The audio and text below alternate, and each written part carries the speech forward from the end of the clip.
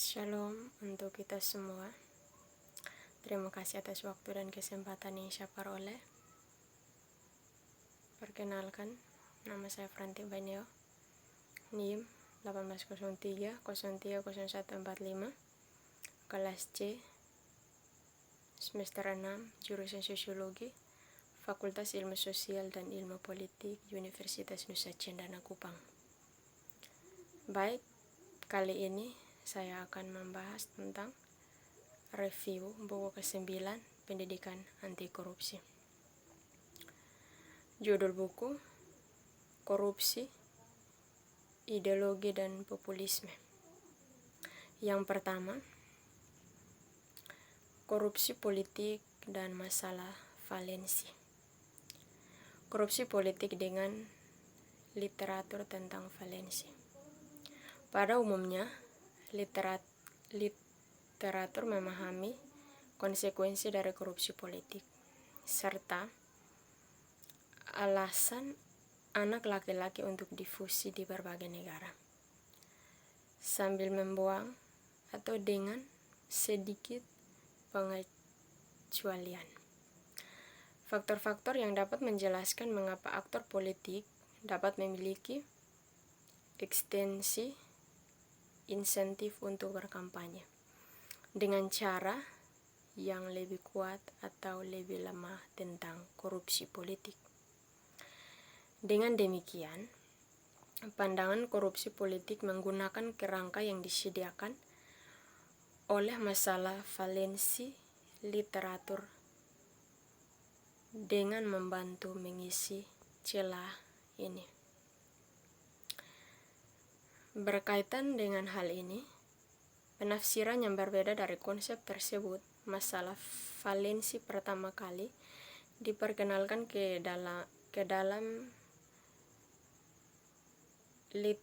literatur oleh Stokes pada tahun 1963 dengan fokus khusus pada perbedaan antara non-isu valensi berbasis kebijakan posisional. Misalnya, isu-isu seperti pengurangan kejahatan atau peningkatan pertumbuhan ekonomi, dan yang tidak berbasis kebijakan, misalnya credibility dan integrity. Berbeda dengan masalah kebijakan posisi yang melibatkan konflik kepentingan yang jelas di antara kelompok pemilih. Berbeda dan mendukung atau menentang negara, kesejahteraan, pernikahan gay, dan sebagainya. Dengan masalah valensi kebijakan atau non-kebijakan, pemilih tetap identik posisi atau memilih lebih banyak atau lebih sedikit atau lebih banyak tergantung pada masalahnya. Korupsi kejujuran adalah contoh khas dari masalah valensi non-kebijakan. Kemudian akan menyoroti bagaimana jenis masalah valensi yang disebutkan di atas, bersama dengan masalah kebijakan posisi, dapat dilihat dan dianalisis dalam kerangka teoritis umum yang membedakan kemungkinan gerakan kampanye tersedia untuk aktor politik atau kandidat atau perikatan menurut dua kriteria sederhana. Poin yang terakhir ini mengarah langsung pada hubungan antara perusahaan politik, masalah pecah, dan valensi yang akan diselidiki secara teoritis dan empiris terjaga keamanannya. Untuk mengantisipasi suatu aspek, jika korupsi politik diperlakukan sebagai masalah valensi, itu menjadi possible untuk fokus pada bagaimana posisi ideologis relatif partai dan elektoral pertimbangan mempengaruhi penekanan mereka yang pada kampanye tentang korupsi, karena masalah korupsi sangat penting bagi perekonomian dan politiknya. Yang kedua, masalah korupsi atau kasus dua pihak. Modal teoritis yang digunakan untuk mengidentifikasi hubungan-hubungan antara posisi ideologis dan insentif partai untuk kampanye tentang korupsi politik. Titik awalnya adalah pengenalan kampanye valensi itu. Seperti yang terjadi, untuk semua gerakan kampanye itu salah satu pihak dapat memutuskan untuk mengadopsi karena finansial dan sumber daya manusia harus digunakan untuk menunjukkan partai itu sendiri, manfaat, atau untuk menunjukkan kegagalan lawan pada nilai-nilai bersama. Kemudian sebagai pendekatan dan pesan yang komprehensif harus dibawa ke perhatian pemilih. Sumber daya partai yang terbatas untuk kampanye valensi harus dialokasikan dengan cermat untuk mendapatkan hasil yang paling bermanfaat dari mereka. Keputusan ini mungkin bergantung pada berbagai faktor yang terkait karakteristik pemilu saat ini. Namun, itu bisa didekati secara sistematis jika kondisi umum dapat dipertimbangkan secara teratur. Mendorong pihak untuk menekankan atau mengabaikan kampanye valensi dalam hubungannya. Apakah itu lebih atau kurang menjanjikan dalam hal suara? Oleh karena itu, pertanyaan penelitian, apakah ada kondisi spatial tions yang dapat mendorong pihak untuk berkampanye tentang masalah valensi dengan lebih atau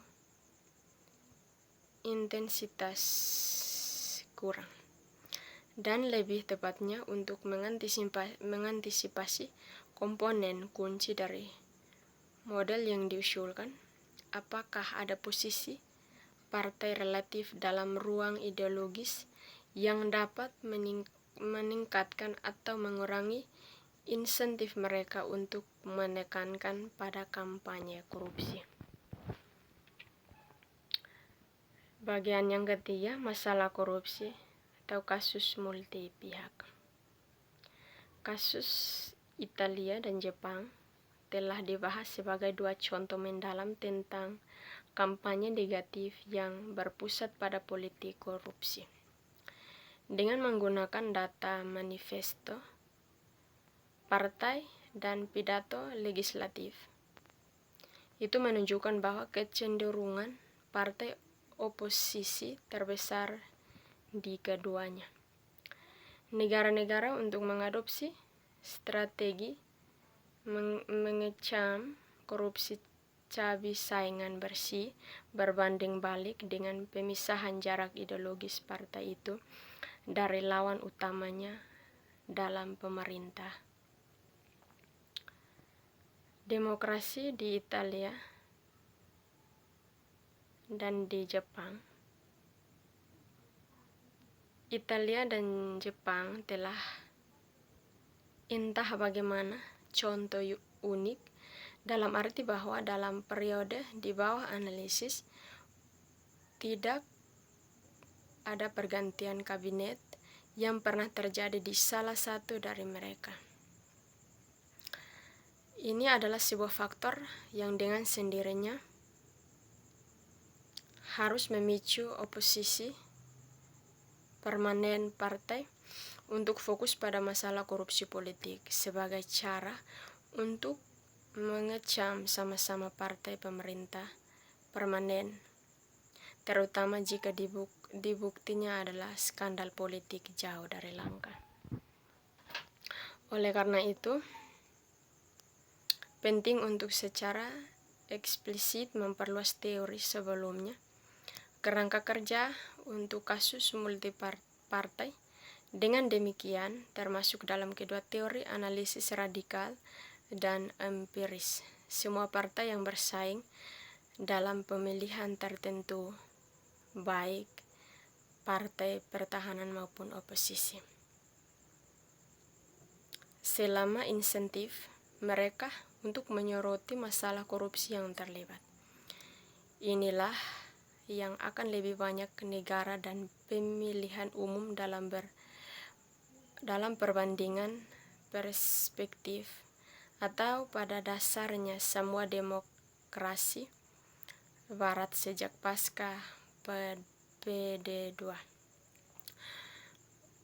dan menghubungkan kondisi ideologis dan penekanan partai pada korupsi, sekaligus menyelidiki apakah dampak dari pertimbangan ideologis kampanye tentang korupsi politik dimediasi oleh beberapa intervensi variabel di tingkat partai dan atau pemilihan. Baik, inilah hasil kerja saya. Sekian dan terima kasih.